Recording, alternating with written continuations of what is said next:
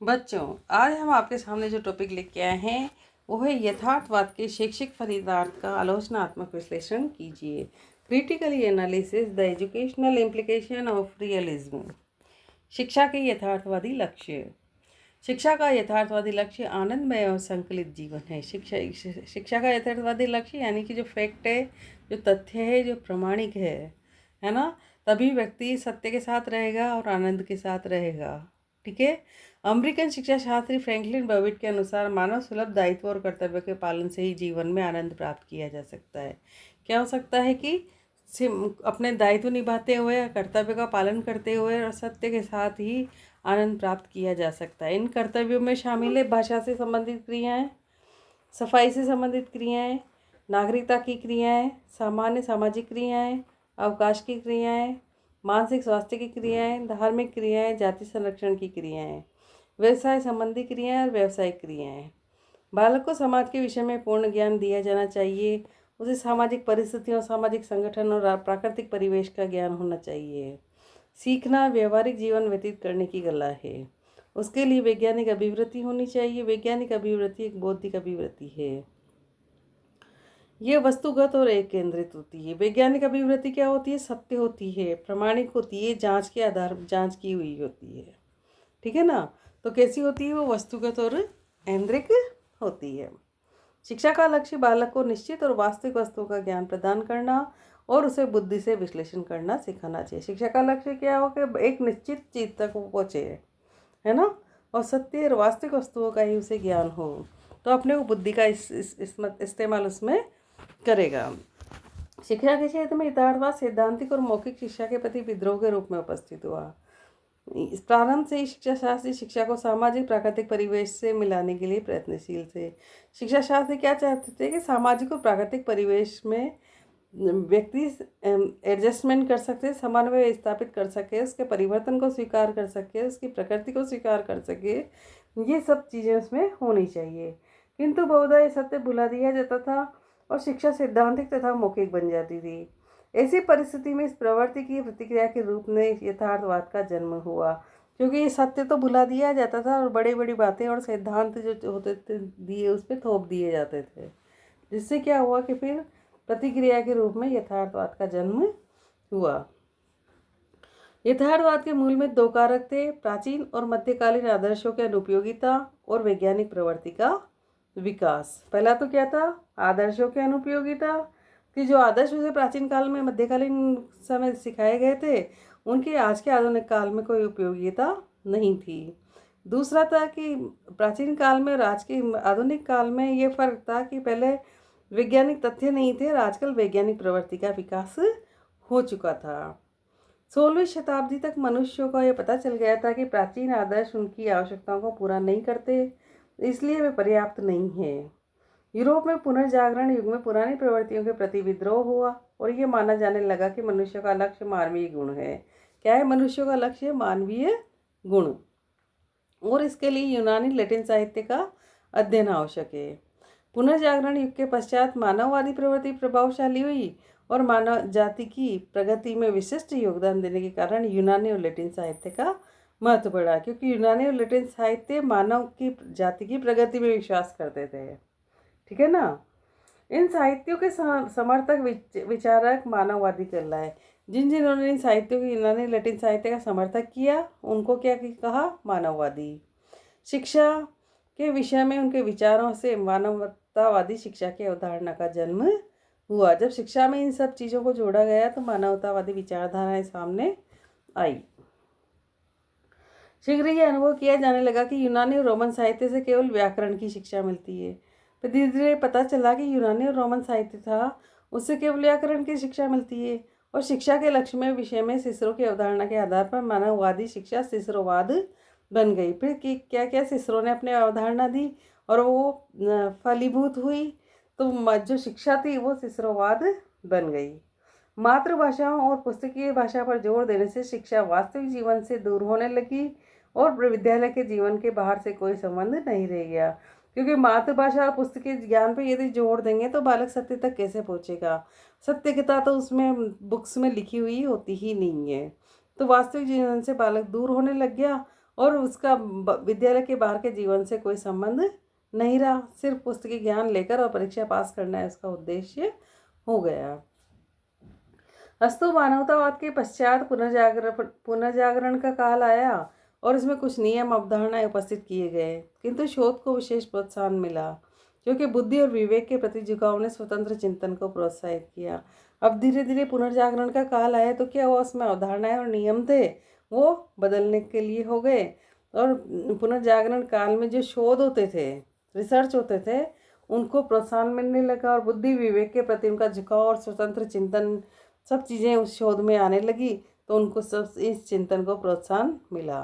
अस्तु विज्ञान का अभूतपूर्व विकास हुआ। कोपर्निकस, गैलीलियो, न्यूटन, केपलर और बेकन अन्य प्रसिद्ध वैज्ञानिकों ने ज्ञान के क्षेत्र में क्रांति की। कौन कौन से? Copernicus, Galileo, Newton, Kepler, Harvey Bacon. ठीक है। इस प्रकार यथार्थवाद का जन्म विज्ञान की प्रगति और सत्य की शोध के आग्रह के कारण हुआ। तो किस लिए हुआ विज्ञान का? क्योंकि यथार्थवाद लोग पुरानी अवधारणाओं और आदर्शवादी विचारों से तंग आ चुके थे, क्योंकि आज के युग में वो सत्य नहीं प्रमाणित नहीं हो रहे थे, तो यथार्थवाद का जन्म होना जरूरी हो गया। यथार्थवादियों के अनुसार शिक्षा को बालक की सामाजिक और व्यक्तिगत आवश्यकता के अनुरूप होना चाहिए ताकि वह भविष्य में सुखी संतोषपूर्ण जीवन व्यतीत कर सके। बालक को कैसा होना चाहिए? सामाजिक समाज से भी तालमेल रखते हुए होना चाहिए और अपनी व्यक्तिगत जो आवश्यकताएं हैं, अपने जीविकोपार्जन की जो है, उसे वो पूरा कर सके और अपना जीवन, अपने परिवार का जीवन सुखी और संतोषपूर्ण कर सके। ठीक है ना। शिक्षा के अन्य लक्ष्य चाहे जो भी हो, उसका पहला प्रयोजन बालक को वास्तविक जीवन के लिए तैयार होना चाहिए। क्या हुआ? शिक्षा चाहे कुछ भी दे, लेकिन जो उसका लक्ष्य क्या होना चाहिए कि बालक वास्तविक जीवन के लिए तैयार हो। क्योंकि बालक से जब वो बड़ा होता है, समाज में, देश में, अपने परिवार में, रिश्तेदारों में, सब और अपने आर्थिक परिस्थितियों में, सब जगह जब जाता है, तब उसे वहाँ नई चीज़ें मिलती है। उसे लगता है कि ये तो मेरी पुस्तक में कहीं था ही नहीं। ठीक है ना। तो पहला लक्ष्य क्या होना चाहिए कि वास्तविक जीवन के लिए तैयार होना चाहिए। और सफल शिक्षा की कसौटी बालक को वयस्क जीवन के लिए तैयार करने में योग्यता देती है। वयस्क जीवन में व्यक्ति की जो समस्याएं झेलनी पड़ती है, उनमें से प्रमुख समस्या आजीविका कमानी होती है। मतलब बालक डिग्री तो ले लेता है, लेकिन आजीविका अर्जन कैसे करे, ये उसकी डिग्री में कहीं भी नहीं होता है। अस्तु शिक्षा को शिक्षार्थी को आजीविका कमाने के योग्य बनाना चाहिए। तो क्या करना चाहिए? पहला लक्ष्य, बालक आजीविका कमाने योग्य बने। आजीविका पर जोर देने से स्वाभाविक था कि शिक्षा, यथार्थवादी शिक्षा में वैसे वैज्ञानिक विषयों में अध्यापन, कला और साहित्य की तुलना में अधिक जोर दिया जाए जो आजीविका में सहायक हो। इस प्रकार वास्तविक जीवन में समन्वय करने के लिए बालक को शिक्षित करने की बात उठी और विद्यालय का परिवेश ऐसा होना चाहिए कि उसमें लक्ष्यों का निर्माण हो जिनकी विद्यालय से बाहर के जीवन से आवश्यकता पड़ती है। प्राचीन और मध्यकालीन शिक्षा पुस्तकीय और मानसिक थी। यथार्थवादियों के अनुसार शिक्षा का पहला प्रयोजन निर्णय, विवेक, बुद्धि के गुणों का निर्माण करना होना चाहिए ताकि व्यक्ति जीवन की समस्याओं को हल कर सके। इस कारण यथार्थवादी शिक्षण की व्यवहारिक विधियों पर जोर देते हैं जिनमें वास्तविक अनुभव से शिक्षा दी जाती है। यथार्थवादी विचारक मातृभाषा के माध्यम से प्रदर्शन और वास्तविक अनुभव के द्वारा शिक्षा देने के पक्ष में थे। इससे शिक्षा जीवन के निकट आई और शिक्षार्थी की स्मृति ही नहीं बल्कि उसकी बुद्धि के विकास की आवश्यकता को भी प्रेरणा मिली। इस तरह यथार्थवादी दार्शनिक शिक्षा के लक्ष्यों में शिक्षार्थियों की सामाजिक और व्यक्तिगत आवश्यकताओं पर जोर देते हैं। यथार्थवादी पाठ्यक्रम। यथार्थवादियों के अनुसार बालक को व्यापक पाठ्यक्रम में से अपनी योग्यताओं के अनुसार विषयों का चुनाव करने की स्वतंत्रता दी जानी चाहिए। उसे वही सिखाया जाना चाहिए जो उसके जीवन में उपयोगी है। यानी कि बालक को बेकार की चीज़ों से सिखाने की जगह ऐसी चीज़ें सिखानी चाहिए जो स्वतंत्र रूप से अपनी योग्यता अनुसार वह सीख सके और अपने जीवन में उसका उपयोग कर सके। योग्यताओं के अनुरूप शिक्षा के व्यवहारिक जीवन में सफलता मिलती है और पाठ्यक्रम के विषय परस्पर संबंधित होने चाहिए। वे समाज की आवश्यकता के अनुसार चुने जाने चाहिए और शिक्षा को परिवर्तनशील सामाजिक परिस्थितियों में शिक्षार्थी का अनुकूलन कराने में सक्षम होना चाहिए। ज्ञान के लिए ज्ञान अथवा कला के लिए कला जैसे नारे निरर्थक है। पाठ्यक्रम उपयोगी होना चाहिए। साहित्य, कला, संगीत, नृत्य आदि विषय का आवश्यक नहीं है। पाठ्यक्रम में वैज्ञानिक विषयों पर अधिक जोर दिया जाना चाहिए। तो पाठ्यक्रम में क्या होनी चाहिए? वैज्ञानिक विषयों पर जोर देना चाहिए ताकि बालक सत्य और तथ्य तक पहुंच सके। आगे चलते हैं। यथार्थवादी अध्यापन प्रणालियाँ। यथार्थवादी विचारक वैज्ञानिक तथ्यों और यथार्थ के ज्ञान पर जोर देते हैं। क्या करते हैं यथार्थवादी विचारक? तथ्य और सत्य पर जोर देते हैं। विद्यार्थी को वस्तुगत रूप से जानने में सहायता दी जानी चाहिए और इसके लिए इंद्रियों द्वारा ज्ञान जरूरी है। जब विद्यार्थी वस्तुगत चीज़ समझेगा, सत्य तक पहुँचेगा, तो इसके लिए क्या होगा? अपनी इंद्रियों का इस्तेमाल करना उसे आना चाहिए। शब्द अनुभव को अभिव्यक्त करने के प्रतीक मात्र। शब्द तो फिर क्या करते हैं कि जिसे अपनी बात या सत्य किसी को बताना है या कुछ समझाना है, तो उसके लिए शब्द का इस्तेमाल किया जाता है। वे ज्ञान के प्रेषण में सिर्फ सहायता देते हैं। व्यवहारिक जांच ही समस्त ज्ञान की कसौटी है। जिन तर्क वाक्यों की जांच नहीं की जा सकती वे निरर्थक हैं। तथ्य वर्तमान से संबंधित है। अध्यापक को जगत को जानने में विद्यार्थी की सहायता करनी चाहिए। व्यक्तिगत मत न देकर उसे तथ्यों को स्पष्ट करना चाहिए। तथ्यों को बिना किसी संशोधन के बतलाया जाना चाहिए। इस तरह यथार्थवादी शिक्षा शास्त्रीय शिक्षण की तथ्य केंद्रित प्रणाली को अपनाते हैं। ठीक है ना। यथार्थवाद के अनुसार यथार्थ वस्तुओं के ज्ञान में एकत्रीकरण का नियम और सादगी के रूपांतरण के नियम में काम करते हैं। प्रकृति में निरंतरता है, ठीक है, कंटिन्यूटी बनी रहती है और कुछ न कुछ नया भी होता रहता है। प्रत्यय निर्माण में अनुभूतियों को बाधा डालने की अनुमति नहीं मिलनी चाहिए। सादगी के रूपांतरण के नियम में दिखलाया गया है कि देश और काल का विभाजन केवल सुविधा के लिए किया गया है। पूर्ण अंशों का समग्र है और पूर्ण में अंश अपना अस्तित्व खो नहीं देते हैं। इसलिए अध्यापन की प्रयुक्त प्रणाली अंश से चलकर पूर्ण तक पहुंचनी चाहिए। ठीक है ना।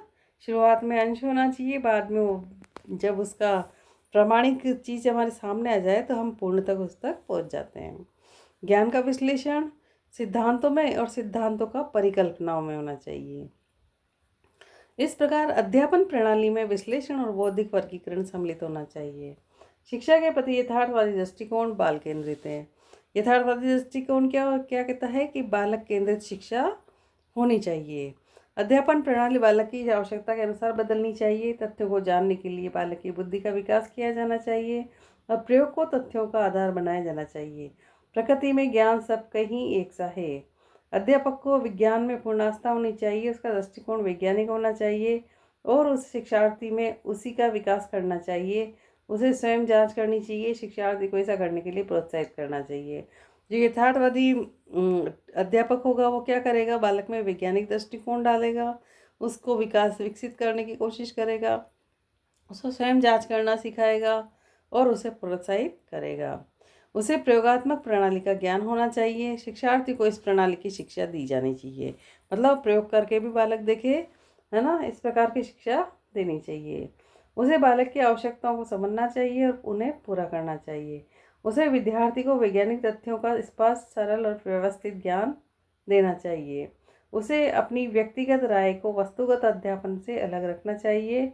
अपनी व्यक्तिगत राय मतलब अध्यापक की हो सकता है व्यक्तिगत राय, किसी चीज़ को लेकर कुछ भी हो सकती है, अलग हो सकती है, लेकिन बालक को सिर्फ सत्य और तथ्य तक ही पहुंचाना चाहिए।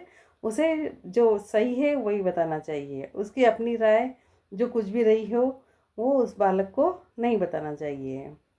उसे बाल मनोविज्ञान और किशोर मनोविज्ञान को ध्यान में रखते हुए अध्यापन प्रणालियों को उसी के अनुसार ढालना चाहिए। उसे विद्यार्थियों के अभिरुचियों के अनुरूप विषय का चुनाव करना चाहिए। यथार्थवादी विद्यालय संगठन। यथार्थवाद के अनुसार विद्यालय का संगठन समाज की आवश्यकता के अनुरूप किया जाना चाहिए। शिक्षा संस्थाएं राजनीतिक दबाव से नहीं, स्थानीय आवश्यकताओं से खोली जानी चाहिए, है ना। शिक्षा में ऐसा नहीं हो कि राजनीतिक दबाव बना हुआ हो किसी प्रकार का, तो बालक कुछ नहीं सीख पाएगा। तो बल्कि क्या होना चाहिए? स्थानीय आवश्यकताएं क्या कहती है वो होना चाहिए। प्रत्येक विद्यालय में विज्ञान की शिक्षा होनी चाहिए, क्योंकि मानविकी और साहित्यिक विषयों में समाज की आवश्यकताएं पूरी नहीं होती। ठीक है।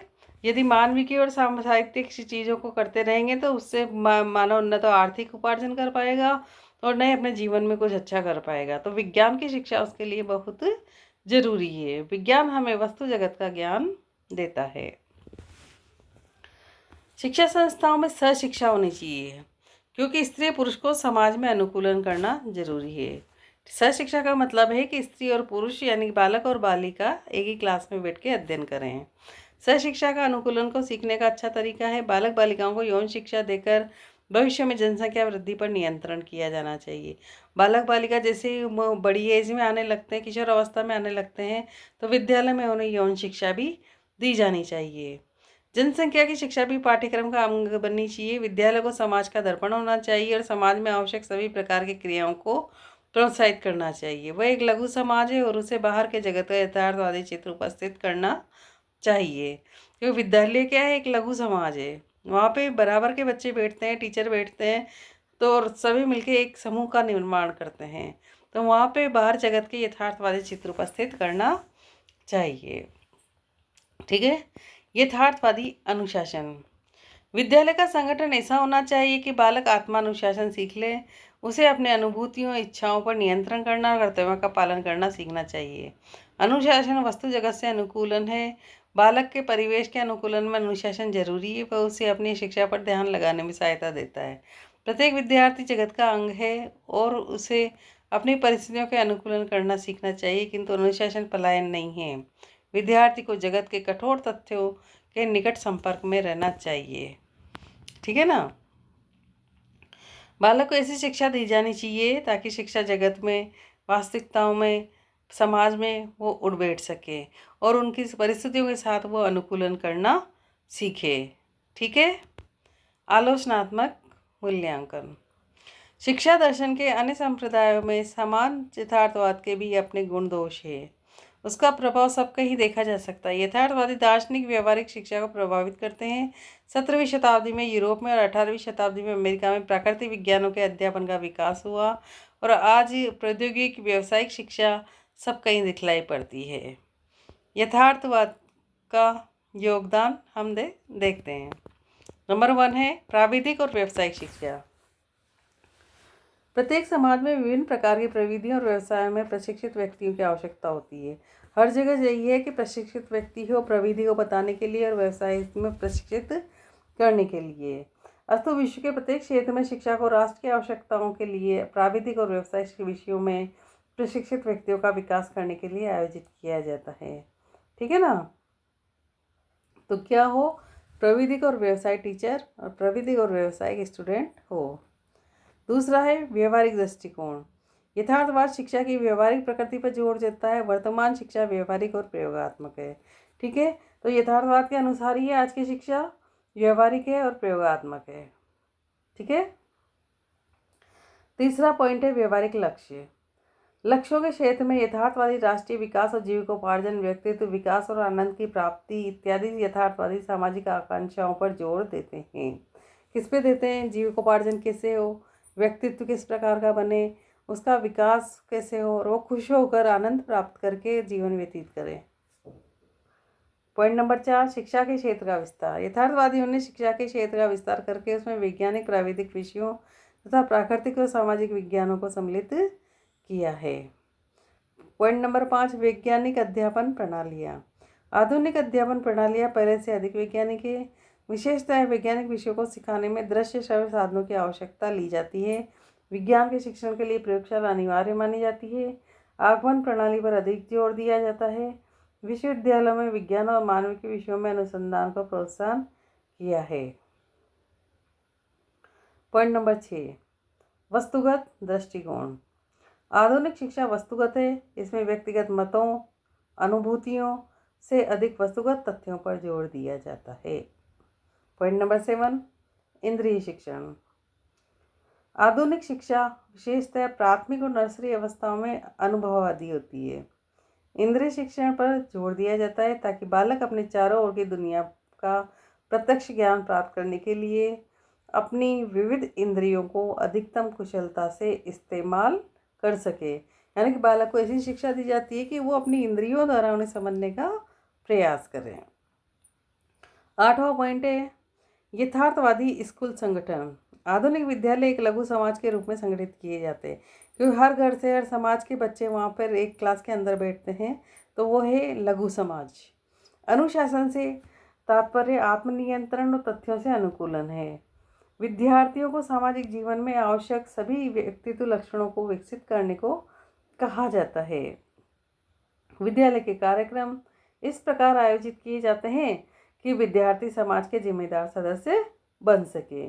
तो आज की जो शिक्षा दी जा रही है वे वैज्ञानिक तथ्यों पर आधारित है।